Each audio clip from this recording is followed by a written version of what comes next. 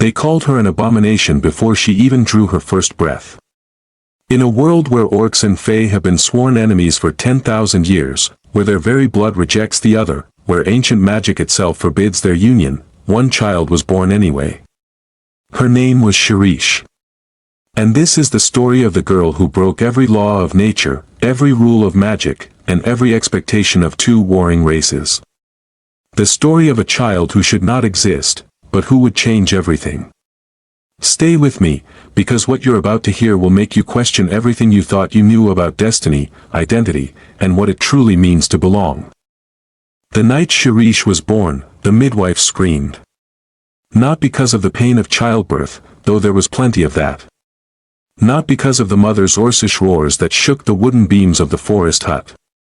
But because when the child finally emerged into the firelight, the midwife saw something that made her blood run cold. The baby's skin shifted between deep forest green and moonlight silver with every breath, as if her very flesh couldn't decide what it wanted to be. Her ears tapered to delicate points, yet her jaw was strong, almost squared. And her eyes opened immediately, alert and ancient, one the color of oak bark, the other like starlight on water. The midwife dropped her instruments and fled into the night, making signs against evil.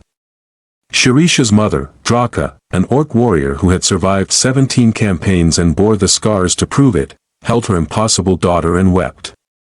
Not from shame. From fear. Because she knew what the world would do to this child. Shirish's father wasn't there. He couldn't be. Basil was his name, a Fey lord from the Shimmerwood court, and their love had been the kind of forbidden romance that bards would sing about if it hadn't been so dangerous. They'd met at the border between their territories, where orc hunting grounds met Fey forestlands. A chance encounter that became secret meetings.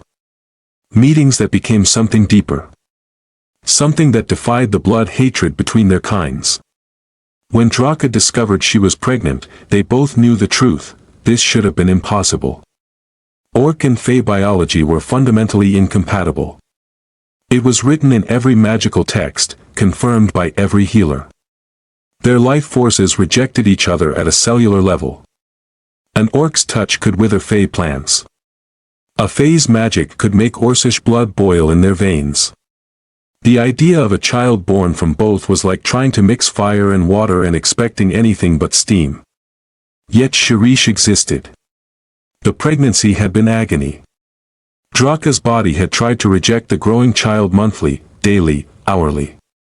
The pain was so intense that she'd had to hide in the deepest wilderness, far from her clan, because her screams would have given her away. Magic sickness, the Fae called it. Blood corruption, the orcs would say. But Draka endured.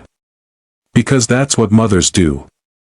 Basil had tried to help, bringing healing herbs from the Fey realm, but each time he touched Draka's skin, her orcish physiology reacted violently. They could barely hold hands without pain. Their love had always hurt, but never like this. 3 months before Shirish was born, Basil stopped coming. Draka never learned what happened to him. Whether his people discovered his betrayal. Whether he chose his court over his unborn child. Whether he was imprisoned, executed, or simply forbidden from crossing the border. She called out to him in the old ways, but the forest remained silent.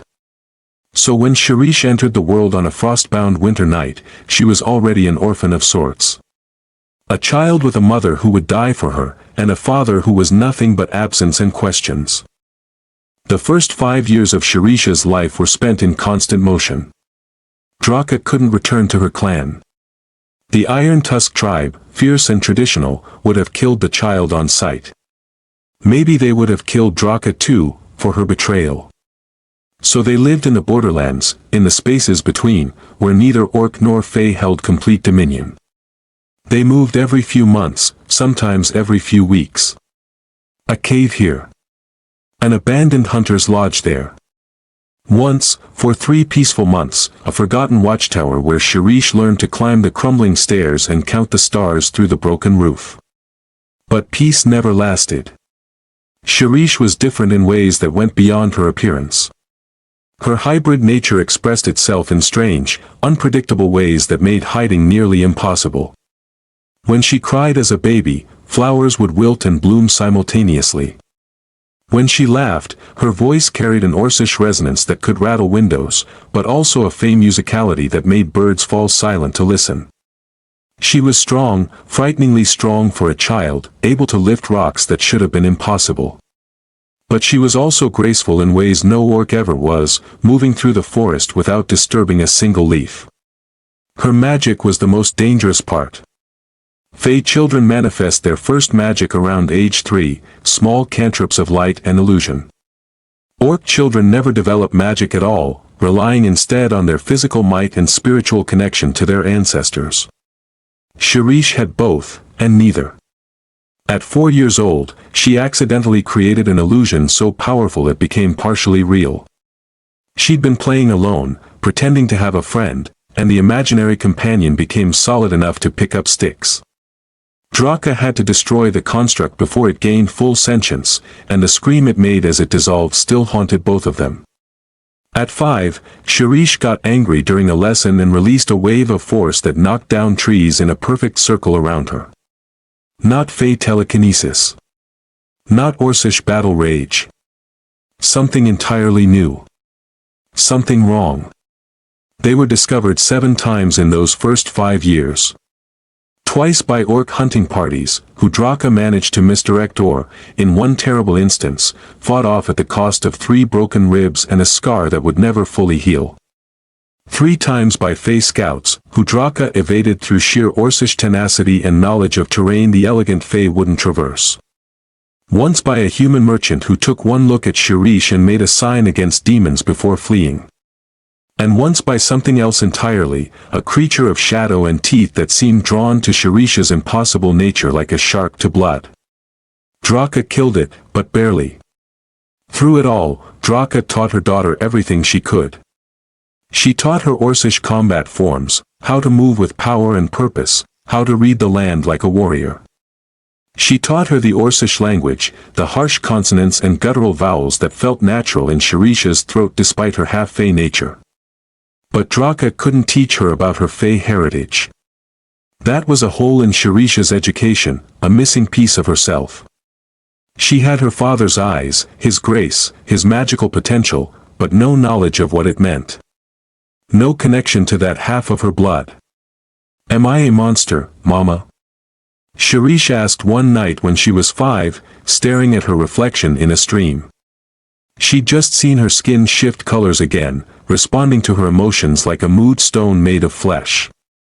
Draka knelt beside her daughter, this impossible child who should not exist, and took her changing face in her scarred hands. "You are my daughter," she said in Orcish, the language of iron truth. "You are brave and strong and beautiful. The world may not understand you, little one. But that is the world's failing, not yours." Shirish believed her mother, because what else could she do?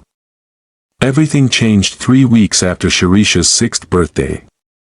They'd been staying in a canyon network that offered good shelter and multiple escape routes. Draka had been teaching Shirish to forage, identifying which mushrooms were safe and which were deadly, when the earth itself seemed to shudder. Shirish felt it before her mother did. A pulling sensation, like invisible threads attached to her bones, drawing her north. Toward Fey lands. "Mama, something's wrong," she whispered. Draka knew that tone. She grabbed her daughter and started running toward their camp, toward their emergency supplies, toward escape. But they were too slow. The Fey hunting party materialized from the shadows like morning mist gaining form. 12 of them, warriors in living armor that grew from their own bodies, weapons that sang with ancient magic. They moved with predatory grace, forming a perfect circle around the orc and her aberration. Their leader stepped forward. She was tall even for Fey, with silver hair that moved like it was underwater and eyes that held the cold of deep winter. She looked at Shirish with an expression of scientific curiosity mixed with disgust, like someone examining a particularly interesting disease. "The rumors were true," she said, her voice melodic and terrible. "Draka Ironhide, you have committed the ultimate transgression. You have created an abomination that violates the natural order. Draka put Shirish behind her, drawing her bone-handled axe. Touch her and I'll paint the forest with your silver blood. The Fey leader smiled. How very Orcish. Noble, in a primitive sort of way. But futile. She raised her hand, and Draka froze in place, held by magic like an insect in amber. She struggled against it with every ounce of her Orcish strength, veins bulging, muscles straining, but she couldn't move an inch. Mama! Shirish screamed. Interesting, the Fey leader said, tilting her head. The child's distress is causing localized reality distortion. The very air around her is confused. She approached Shirish slowly, studying her like a specimen. What are you, little impossible thing? Stay back. Shirish's skin was shifting rapidly now, green to silver to green, her eyes glowing with an inner light that was neither Orcish nor Fey. We've been searching for you for months, ever since we sensed the magical anomaly at your birth. Do you know why? The Fey woman crouched down to Shirish's eye level. Because you shouldn't exist. Your very presence tears at the fabric of reality. Every moment you live is an insult to the natural laws that govern existence. Then why not kill her? Draka managed to growl through her paralysis. Because, another voice rang out, the child is more valuable than you can possibly imagine. The newcomer strode into the clearing, and even the Fey warriors stepped back respectfully. He was ancient, you could see it in his eyes even though his face was unlined. He wore robes that seemed to be woven from moonlight and carried a staff topped with a crystal that pulsed with its own heartbeat. Magister Peloth, the Fey leader acknowledged with a slight bow. We were about to bring the aberration to you. Were you, Siriel?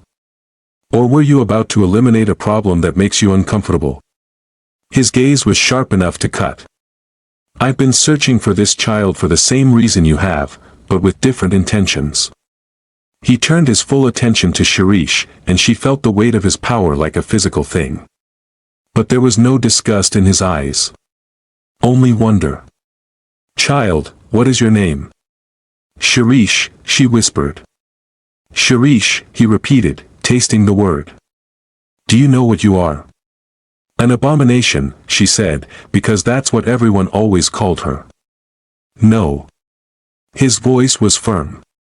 You are a bridge. You are proof that the impossible is merely the improbable waiting to happen. You are the first of your kind, and possibly the last, but you are not an abomination. He waved his hand and Draka fell forward, released from the binding spell. She immediately scrambled to Shirish's side. I am taking the child, Peloth announced. Not as a prisoner. As a student. There is a place, a sanctuary, where those who don't fit in the normal order of things can learn to control their abilities. Where she can discover what she truly is. No, Draka said flatly. I won't lose her. You'll lose her to death if you keep running, Peloth replied, not unkindly. Look at her. She's getting stronger. Her power is growing. Sooner or later, she'll have an outburst she can't control, and someone will die. Maybe you. Maybe her. Maybe an entire village. He was right, and Draka knew it. She'd seen the signs. The magic building up in Shirish like pressure in a sealed container. Then I come with her, Draka insisted. An orc at a magical academy? Siriel laughed. Impossible. I've done impossible before, Draka shot back. I made her, didn't I? Peloth actually smiled at that. Fair point. Very well. But understand this, both of you. The place I'm taking you to is not safe. It's just less dangerous than the alternative. And Shirish, if you come with me, you will learn truths about yourself that may be painful. You will face challenges that will break you down before they build you up. Are you ready for that? Shirish looked up at her mother. Draka's face was torn with conflict, but she nodded slightly. Trusting her daughter to make her own choice. Will I learn about my father? Shirish asked. Pelitha's expression softened. Perhaps. I make no promises. But you'll learn about your heritage. Both sides of it. Shirish took a deep breath. She was 6 years old, and she was making a decision that would change the course of her entire life. I'll go, she said. We'll go. The Crossroads Academy existed in a place that was technically nowhere.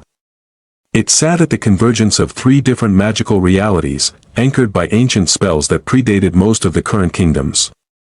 To reach it, you had to walk through a specific series of portals, and even then, you'd only arrive if the Academy wanted you to. When Shirish and Draka stepped through the final gateway, they found themselves in a place that defied easy description. The main building was a castle that grew like a tree, with towers that spiraled upward into clouds that weren't quite normal clouds. The ground sprawled out in impossible directions, with gardens that existed in different seasons simultaneously and training fields that seemed to shift when you weren't looking directly at them. But what truly shocked them were the students. There were perhaps 50 children of various ages, and not a single one of them was normal. A boy with dragon scales covering half his face sat reading under a tree that grew books instead of fruit. Twin girls who were literally connected by a bridge of shadow practiced combat forms that required them to move in perfect synchronization. A child who appeared to be made entirely of living crystal refracted sunlight into rainbow patterns. Another whose form was unstable, shifting between solid, liquid, and gas every few seconds. Welcome, Peloth said, to the place where the world sends its mistakes. He said it without bitterness, just stating a fact. Over the next few days, Shirish learned the truth about the academy. Every student there was like her, impossible, forbidden, or unnatural in some way. Children born from unions that shouldn't have produced offspring. Those touched by wild magic in the womb. Ones cursed by ancient powers. The results of magical experiments gone wrong or, occasionally, right in unexpected ways. The outside world feared them. The academy protected them. Draka was given quarters in the staff wing, officially as a combat instructor, though everyone knew she was really there to be close to Shirish. The other instructors were wary of her at first, an orc among scholars, but she proved her worth quickly. Many of these magical children had no idea how to throw a proper punch, and Draka taught them that magic wasn't everything. Shirish's education began in earnest. She was assigned to instructor Melian for Fey studies, a patient high elf who taught her the language of her father's people, the basics of illusion magic, the philosophy of harmony and balance that underlay Fey culture. Your magic is wild, Melian explained during one lesson, because you're trying to force it into shapes it doesn't naturally take. Fey magic is about cooperation with the world, not domination over it. Feel the energy around you. Ask it to help you. Don't command it. It was so different from the Orcish way, which was all about force of will and strength of spirit. Shirish struggled to find the balance between the two approaches. For Orcish heritage studies, she worked with a grizzled half-orc named Grunk, who'd lost an arm in some long-ago war but could still fight better than most warriors with both arms intact. Your mother's people, our people, we don't do subtle, he told her during weapons training. We put ourselves into everything we do. Full force. Full heart. Full fury. That's not weakness, that's honesty. The Fae lie with every breath because their magic makes it easy. Orcs tell the truth because our strength makes it possible. It was the opposite of what Melian taught, yet both lessons felt true. Shirish also studied with Magister Peloth himself, learning magical theory that applied to her unique nature. He was fascinated by her, constantly taking notes, running experiments, pushing her to see what she could do. You metabolize magic differently than anyone I've ever studied, he told her after one session where she'd managed to create a construct that was simultaneously solid and intangible. Fey magic passes through you, is transformed by your Orcish vital energy, and emerges as something new. You're not half Fey or half Orc. You're something else entirely. A third thing. What thing? Shirish asked. I don't know yet. That's what makes you magnificent. But not everyone at the academy saw her that way. There were children who'd been there for years, who'd found their place in the hierarchy of unwanted things. Shirish disrupted that order simply by existing. A boy named Thex, who could breathe fire because his grandmother had made a deal with a demon, took particular issue with her. He was 12, the unofficial leader of the older students, and he didn't like the attention Shirish received. "You think you're special?" he confronted her one day in the courtyard. "We're all freaks here. You're just another mistake." "I don't think I'm special," Shirish replied quietly. She was 7 now, a year into her studies, and she'd learned some control. "I just want to learn. You want attention. Look at me, I'm the impossible hybrid. I'm what happens when enemies love each other." His voice dripped with mockery. "Your existence is a fairy tale. Mine is a curse. That makes you soft." He breathed a gout of flame at her feet. Shirisha's Orcish instincts screamed at her to fight back. Her Fey training whispered about de-escalation and harmony. She stood frozen between the two impulses, smoke rising from the scorched ground. "That's what I thought," Thex said. "You don't even know what you are." He was right, and that was what hurt most.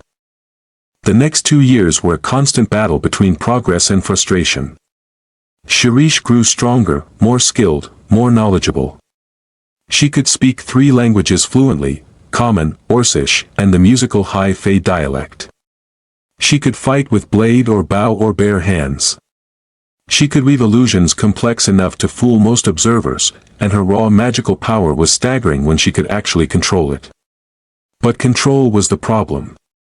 At 9 years old, Shirish was caught between 2 identities that refused to reconcile. When she tried to be like the Fey students, embracing subtlety and grace, her Orcish nature would surge up and shatter her careful control. When she leaned into her Orcish strength and directness, her Fey magic would rebel, creating unintended effects. She was too loud for the Fey, too delicate for the orcs, and too confused to be either. The other students had learned to work with their natures. The dragon-touched boy had accepted his duality. The shadow twins had made peace with their connection. Even the unstable child had found a rhythm to their transformations. Shirish remained at war with herself. It came to a head on a cold autumn morning during advanced combat training. Grunk had paired students for sparring matches. Shirish found herself facing Sereth, a full-blooded Fey girl whose family had sent her to the academy because her magic was too powerful for them to control. Sereth was elegant, precise, and deeply resentful that a mongrel was considered her equal. "Try not to embarrass yourself," Sereth said sweetly as they took their positions. The match began. Sereth fought like water, flowing around Shirisha's attacks, using Shirisha's Orcish strength against her, making her overextend and stumble. It was beautiful to watch and humiliating to experience. Every move Shirish made was too slow, too obvious, too brutish. The other students watched in uncomfortable silence. "Is that all?" Sereth taunted. "I thought half-orcs were supposed to be strong." Something in Shirish snapped. She stopped trying to fight like the Fae had taught her. She stopped trying to be graceful or subtle or controlled. She let the Orcish rage rise up, the battle fury that Draka had warned her about, that could make an orc warrior fight until their heart literally exploded. Shirisha's skin flashed to deep green. Her eyes blazed like coals. And she attacked with a ferocity that made Grunk step forward in alarm. But it wasn't just Orcish rage. Her Fey magic responded to her emotional state, amplifying everything. Each strike created shockwaves. The air around her fists shimmered with reality distortion. Illusions of herself split off, attacking from multiple angles simultaneously. Seretha's elegant defense crumbled. She went from confident to panicked in seconds. Shirisha's fist connected with Seretha's jaw with a crack that everyone heard. The Fey girl flew backward, hit the ground hard, and didn't get up. Blood pooled under her head, too bright, too red. "Shirish, stop!" Grunk roared. But Shirish couldn't stop. The rage had her now, and she turned on the nearest target, which happened to be Thex. The demon-touched boy backed away, actually afraid, as Shirish advanced with murder in her eyes. Then Draka was there, grabbing her daughter from behind, arms like iron bands around Shirish's chest. "Little one, come back," she said in Orcish, the language of their private moments. "Come back to me. This isn't who you are." Shirish fought against her mother's grip, snarling like an animal. But Draka held on, speaking softly, continuously, until finally, Shirish collapsed, sobbing. Behind them, Peloth was tending to Sereth. The girl's skull was fractured, but she would live. Healing magic was already knitting bone back together. Shirish had nearly killed someone. That night, locked in her room while the council decided her fate, Shirish stared at her hands. They still shook. She could still feel Seretha's jaw breaking under her fist. Could still taste the rage, sweet and terrible. "What am I?" she whispered to the darkness. The darkness didn't answer. Draka came to her before dawn, before the council's decision was announced. "They want to expel you," she said bluntly. "Send you away. You're too dangerous." "They're right," Shirish said dully. "I am dangerous. I can't control it. Any of it. I'm exactly what everyone says I am. An abomination."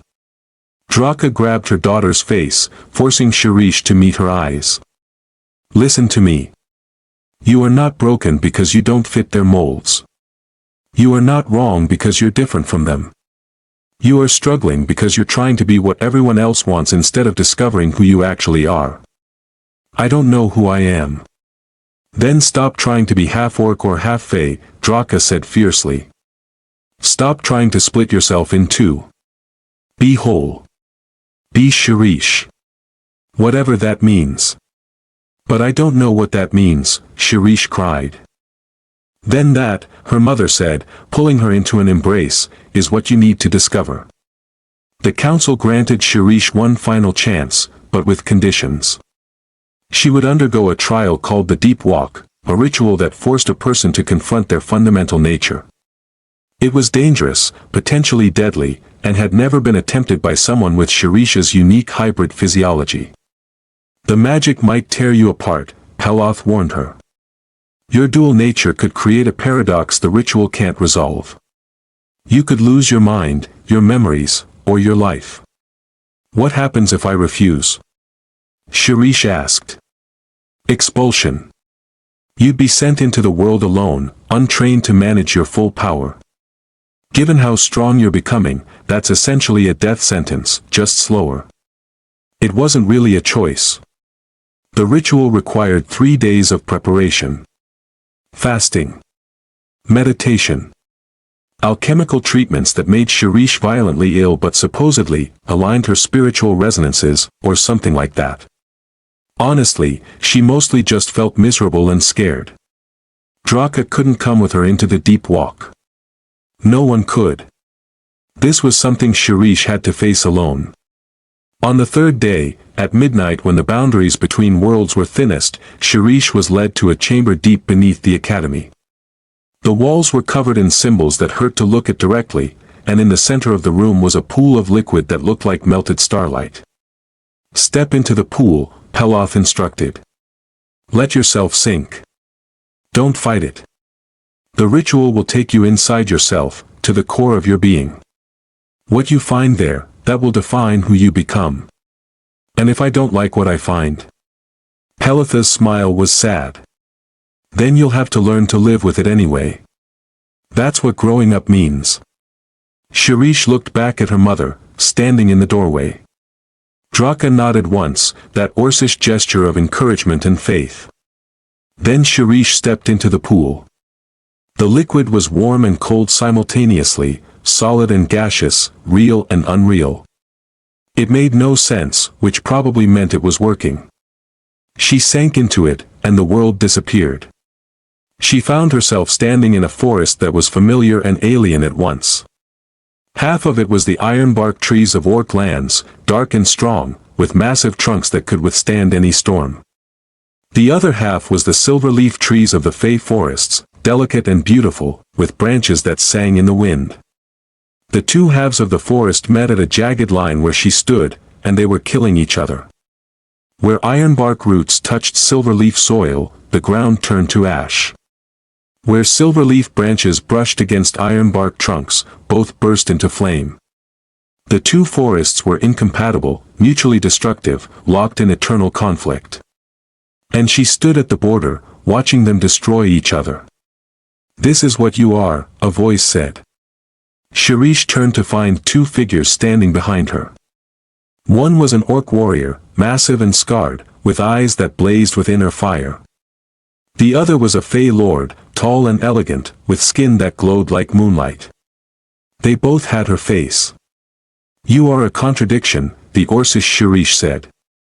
"Two things that cannot coexist trying to occupy the same space. We are killing you from the inside. You must choose," the Fey Shirish agreed, her voice musical and sad. "Embrace one side. Reject the other. Become whole by becoming half." "No," Shirish said, surprising herself. "That's not the answer." "It's the only answer," they said in unison. "You've seen the truth. We're incompatible. Choose." Shirish looked at the dying forest, at the line of destruction where two natures met. And she understood. "You're right that I'm a contradiction," she said slowly, working it out as she spoke. "But you're wrong about what that means. I'm not two halves trying to be one whole. I'm not supposed to choose. I'm supposed to be the place where two impossibilities meet." She walked toward the border line, toward the destruction. "What are you doing?" both versions of herself asked in alarm. "The forest is dying because the two sides are trying to be separate while being forced together. They're fighting because they think they're enemies." She reached the line of ash and flame. "But what if they're not? What if the ironbark needs the silver leaf? What if the silver leaf needs the ironbark? What if the problem isn't that they're together, but that they're not together enough?" She placed one hand on an ironbark tree, one on a silver leaf tree. Pain exploded through her. Every nerve screamed. Her orcish nature recoiled from the Fey tree. Her Fey nature recoiled from the orc tree. They both tried to pull her apart in opposite directions. But Shirish held on.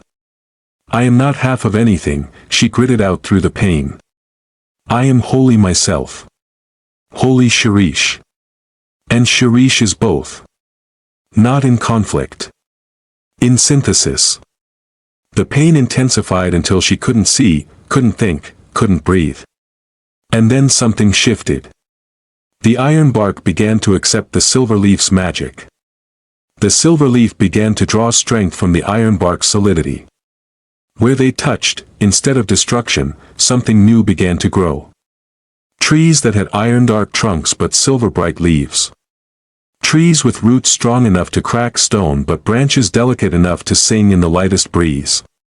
Trees that were neither ironbark nor silver leaf but something entirely new. The forest began to heal, to transform, to become a third thing.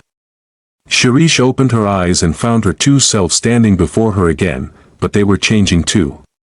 The orc warrior and the Fey lord were merging, becoming one figure. Becoming her. Not divided. Not at war. Unified.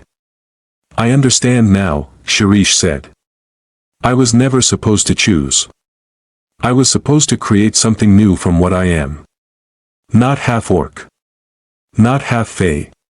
Just me." The unified version of herself smiled. "Then wake up, Shirish. And show them what you can be." Shirish stayed at the academy for another 7 years, mastering her unique abilities, learning to be a bridge between worlds that had been at war for 10,000 years. She became the academy's finest student, not because she was the most powerful, though she was certainly that, but because she proved that synthesis was possible. Other hybrid children began to appear, encouraged by her example. The impossible became merely rare. The forbidden became unusual but accepted. When she turned 16, Shirish received a message. A simple letter, written in elegant script she'd only seen in textbooks. It was in high fae, and it said, "I have watched from afar, afraid to disrupt the life you've built. Afraid you would hate me for my absence. But your mother tells me you've become extraordinary. I always knew you would be. If you wish to meet, I will be at the border oak on the autumn equinox. If you don't come, I will understand. You owe me nothing. I am, Basil." Draka stood beside her daughter as Shirish read the letter, ready to support whatever decision she made. "What will you do?" Draka asked. Shirish looked at the letter, at the father who'd been absent but not, perhaps, entirely gone. At the questions that had haunted her whole life. "I'll meet him," she decided. "Not because I need him to tell me who I am. I already know that. But because maybe, just maybe, I can show him what was possible all along. What happens when you stop seeing love as a war between incompatible sides, and start seeing it as the creation of something new?" She folded the letter carefully. "I am Shirish. I am the child who should not exist. And that's exactly why I matter." Shirish's story isn't just about orcs and fae, about magic and battles and hybrid children. It's about everyone who's ever felt caught between two worlds. Everyone who's been told they're too much of one thing and not enough of another. Everyone who's tried to split themselves into acceptable pieces instead of embracing their complicated whole. We're all contradictions in our own ways. We contain multitudes. We're shaped by forces that sometimes seem at war with each other. But maybe, like Shirish discovered, the answer isn't to choose one side. Maybe it's to stand in that uncomfortable place of contradiction and create something new. To be wholly ourselves, even when ourselves doesn't fit into neat categories. Because the most powerful thing you can be isn't half of anything. It's entirely, completely, unapologetically you. Thanks for watching. If this story resonated with you, let me know in the comments. And remember, you're not an abomination. You're a bridge. You're a synthesis. You're exactly who you're supposed to be.